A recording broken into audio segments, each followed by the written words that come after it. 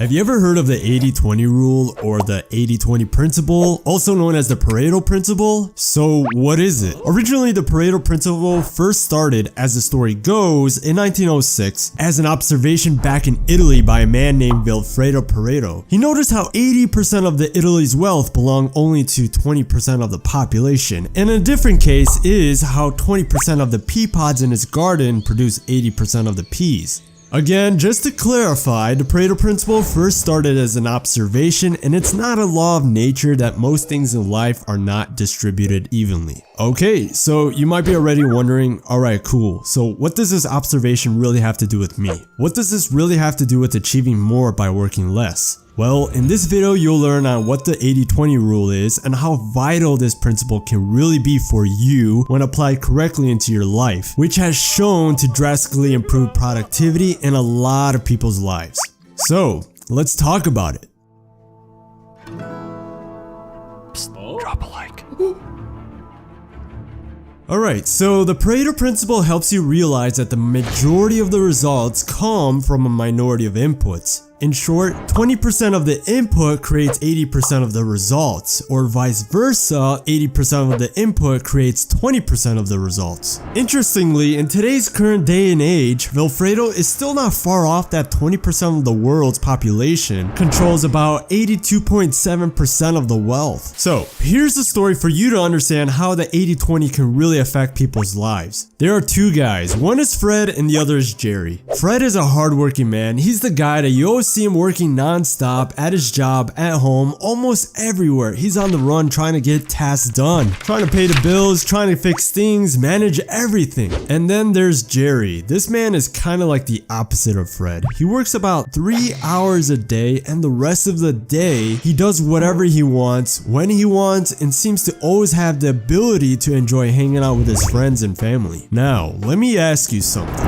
Who do you think is more productive? If you were thinking Fred, well, in this case, Fred is actually the busiest guy, but not the most productive. You see, being busy doesn't mean productive, and that's where the 80-20 rule comes into play. I said Jerry has the ability to work 3 hours a day, and he gets to do whatever he wants afterwards. Fred, on the other hand, is a hardworking man, but with the observation of the 80-20 rule, 80% of his effort is actually yielding 20% of the results. Jerry, on the other hand, learned early on how to use his time more efficiently into tasks that take 20% of his effort that produces 80% of the results. Now, don't take me wrong, I'm not saying hard work is a bad thing. Like I said, you could work hard with many a times working inefficiently, so it's always important to keep that in mind to make sure your work is productive. You see, the 80-20 is what I use to analyze productivity and business tasks, buying groceries, learning skills, and eliciting free time. Here's a couple life examples I had in life because I asked the 80-20 rule question. Example number one is 20% of my tasks were bringing about 80% of the results in a specific business goal, which led to making those tasks a top priority. For example, my YouTube channel, about 20% of my videos are actually bringing in about 80% of my viewers. And this isn't a surprise, honestly, because it's very common among other YouTubers. I'm able to see what works and what videos doesn't, and I'm able to focus on topics that work very well.